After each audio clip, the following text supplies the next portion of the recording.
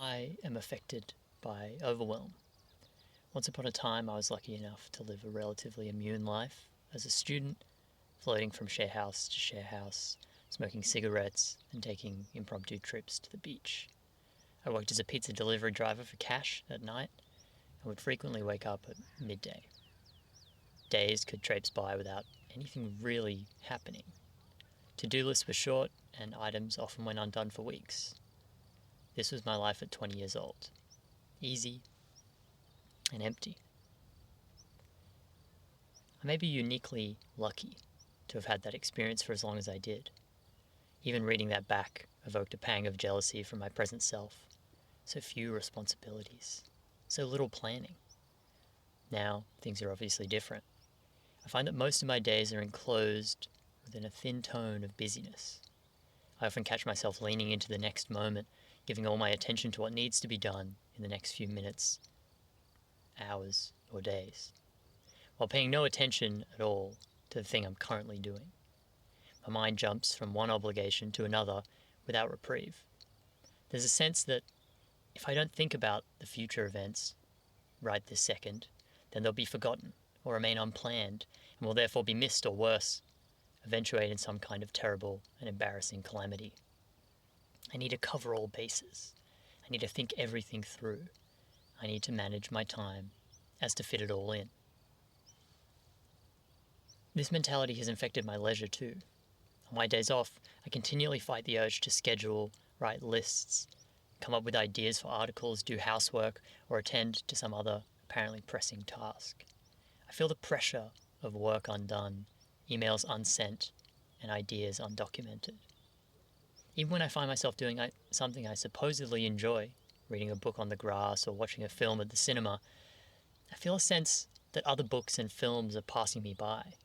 If I don't read the books that I'm interested in now, I might lose interest and they might never get read. How will I find the time to watch all those great films? What about the bushwalks? When was the last time I did one of those? Surely I've got to learn guitar before I die, but when? And on it goes. I feel more than a little stitched up here. In my transition from carefree 20-year-old to overwhelmed 26-year-old, I installed ambition, only to become lost in it. I made plans, only to find out that they formed a labyrinth of choices and trade-offs that I wasn't prepared to enter. In the aimless days of uni, there was a contentedness and acceptance. I had nothing on my plate, but I didn't mind one bit. Now I've got a lot on my plate, and I'm forced to sit in the black shadow of it all, wondering where the light went.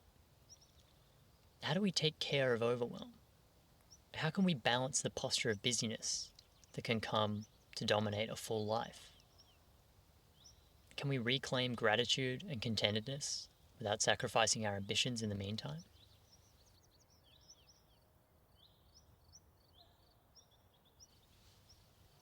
For me, a penny dropped when I heard Moving with the World, a talk by James Lowe on the Waking Up app. I was driving to work on Monday after a morning that was productively rather lost. Honestly, I was in a minor funk, feeling despondent and disinterested in the world. While battling against a deep urge to retract from experience into the rumination of my mind, Lowe struck me with the wisdom I needed to hear. It came in the form of an essay and practical exercise to increase our mindfulness.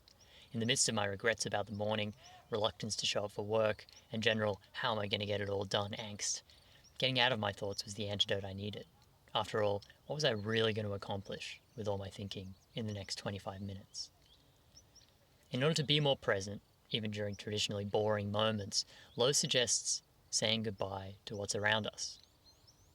If we're putting the kettle on to make a cup of tea, we can imagine that this is the last time we're ever going to make a tea. Naturally, we'd say a heartfelt goodbye to our mug, and the tea leaves, and the tea bag, and hot water. Naturally, too, we'd begin to pay more attention. Our standard posture is poles apart from this. Most of what we do gets done day in and day out. By believing that we're going to drink hundreds or thousands of cups of tea in the future, this cup, this tea, isn't really anything at all. A drop in the ocean, really. We'll get another cup in a couple hours. So, who cares about this one? By taking on this posture of regularity, assuming that the patterns of the past will continue on into the future, we're able to brew and drink a cup of tea without really even tasting it. We can drive to work without paying any attention to the other cars on the road. We can drift on autopilot to the end of the workday. The shame is, of course, that this tea you're drinking, this commute you're in, this article you're reading, is the only moment that exists. The future isn't just presently out of reach. It isn't there at all. The imagined weekend never arrives. Our existence is right now, the only instance that ever was. If we lean into the future, we're letting life, the present, pass us by. We are ignoring our own existence, preferring an imagined and impossible future. Sadly, most of us do this most of the time. This lack of presence is a practice, and the more we do it, the easier and more automatic it gets. By leaning into the future and remaining mentally bogged down in to-do lists, we set ourselves up to repeat the same process later. Crucially, we remain in a posture of leaning into the next moment, when the present moment actually is the weekend, or whatever it was that we were looking forward to. Personally, I've been at concerts that I've waited a full year to attend, a packed and screaming stadium filled with fans who paid hundreds to watch an artist perform, and I've caught myself daydreaming about what's coming up in my calendar, oblivious to my actual situation in the world. As a footnote, when I worked as a chef for a short time, I embodied this mentality.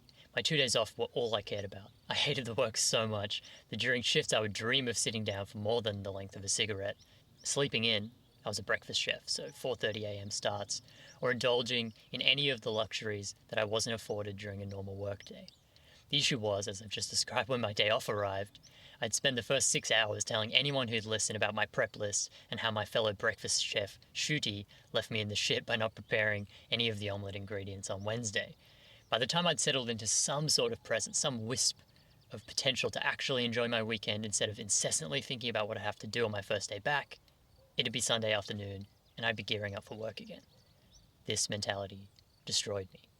If it was really the last time we were going to drink tea, if there really was only one final Tuesday afternoon staff meeting or cold shower after a workout, how would we use our attention? Would we get lost looking out the window or in a reverie?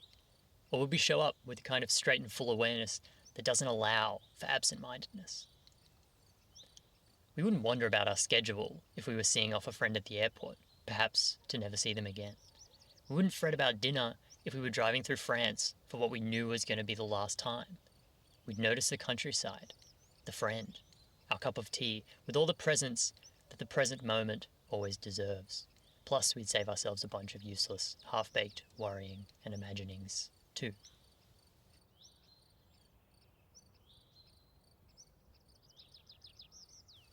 Sitting in the car in my melancholic funk, I heard James Lowe run through this logic. I started right away. Not because I was convinced, mind you, but because it sounded easy enough and actually rather satisfying to say goodbye to some bullshit that I never really wanted in the first place. I said goodbye to a traffic sign that was facing away from me, so I couldn't read what it was. This is our last moment together. Goodbye, traffic sign. Before the sentence had finished, I felt some affection bubbling up in me. They work so hard, I thought. I said goodbye to other drivers and thanked them for helping keep me company on the roads. If the streets were empty all the time, I imagined it'd be awful lonely. This continued, building a kind of playful and attentive momentum until I felt like I really was here, really present in the moment as it was, without the incessant labeling and judgment, worrying about the future and replaying the past. I was simply enjoying the pretend last moments I had with the industrial area on the way to work, the team of cyclists, and the guy driving the Mazda with the body kit and loud exhaust. Goodbye, everyone. Thanks for being here. I was thankful for being here with them. With my presence came a refreshing change of pace. Leaning into the future has the posture of Roadrunner or Naruto at full tilt, but paying attention to the present felt like what the Buddha looks like. We don't conventionally rush through goodbyes, and so even during my pretend goodbyes to road signs and yobbos, I experienced that same unhurried feeling tone. I was in no rush to get on with the next thing. In fact, I almost felt like lingering in any given moment to soak up more of it. I felt content with whatever experience had to offer.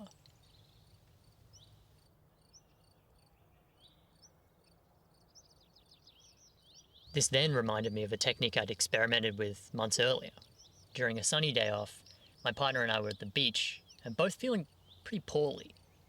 Though we'd had a nice morning, we both felt flat and honestly kind of sad. After talking about our reluctance and vague sort of despondency, we got changed and jumped in the waves. Getting out, we felt like our minds were reaching, grasping at anything they could do to improve experience. I tried to make some jokes to feel less like a sad sack, and my partner tried to appreciate my bad jokes and act entertained by them. In between external attempts, we made unconscious internal efforts to escape our experience by diving into thought. Thought about the rest of the day, thought about the morning just gone and what we'd done to feel this way. Thought about what needed to get done. Thought about how we were making each other feel. And on it went. When things weren't going well, our instinct told us to seek control through action or thought. But neither worked. Luckily, a lifeline arrived when one of us suggested a slow walking meditation on the way back to the car. Walking meditation, as I understand it, usually consists of taking small, slow, and intentional steps, usually only a foot length at a time. The goal isn't to get where you're going, but to feel the sensations of lifting, moving, placing your feet, one step at a time. As with other kinds of meditation, if you get distracted or lost in thought, you should gently, and with the least amount of effort possible, return attention back to the sensations of walking. Including other sensations is fine too, but I find that 2 feet provide plenty to work with. Instead of wondering what nice experience was coming up next, what we'd do when we got home that might make us feel better, whether we should indulge in ice cream at the beach or not, all considerations of the future were set aside by the practice. After all, we had about 200 meters to walk, and we were walking at a pace of about 5 meters per minute. The future was a lifetime away. Right now, I've just got this next short and slow step to make. The tickle of the sand beneath my sole, and the pressure of the compacted sand as my heel took up the weight of my body. The nastiest kind of thought is the frantic and uncontrollable kind, the leaning forward roadrunner kind. With a kind of magical logic, slowing down the body to a practically ridiculous degree began to calm our minds right down. By the time we reached the car park, our thoughts were slow and soft and arrived with very little impact, like clouds passing through the vista of a window. Most of them we let go without speaking, feeling a kind of mental shrugging occur as we let the thought appear, register in our minds, and disappear. We didn't need those thoughts. We had presence instead. In the same way, the best tool in my toolbox for dealing with overwhelm is changing the pace. I might make a tea or put books away impractically slowly, making no simultaneous movements and taking each action on its own and at a snail's pace. This kind of slow action cannot coexist with the feeling of an anvil waiting above my head like Wile E. Coyote. There is no productivity deficit crosshair hovering on my temple. There is no catastrophe waiting for me if I don't get the next task done quickly enough. By slowing right down, I face, rather than the cartoon anvil, the reality that the world demands very, very little from me, and that most of what I do is surplus to requirements. So long as a bit more money is coming in than going out, and I'm not solely living off Kit Kats and double espressos, it's gonna turn out fine. Not everything needs to be done today. Not everything even needs to be done. Courses can be dropped, jobs can be quit, other jobs can be found, all in due time. The urgency we feel is simply not necessary to accomplish whatever it is we're trying to accomplish. Right now, I'm walking down this hallway, or driving past that warehouse. Honestly, it could be the last time. The past is gone, and it isn't coming back. The future is a dream, and has never turned out as imagined. Now, here, is the only time that ever is. Hallway time. Warehouse time. Tea time. Now. These are simply 2 techniques to encourage presence in everyday life amidst all the buttoning and unbuttoning. There are many more. Most meditation techniques that I know of support this same kind of presence and attention. Before enlightenment, chop wood and carry water. After enlightenment, chop wood and carry water. By simply slowing down as we chop wood, by saying goodbye to the river as we turn to carry our water, we can step into the fullness of the present moment as it is, embracing the unadorned rapture of thoughtless presence. We are all snails, and we all have our own Mount Fuji to climb. We need not rush. We need not look too far ahead either. We simply need to take one short and mindful step, and then another, and then another.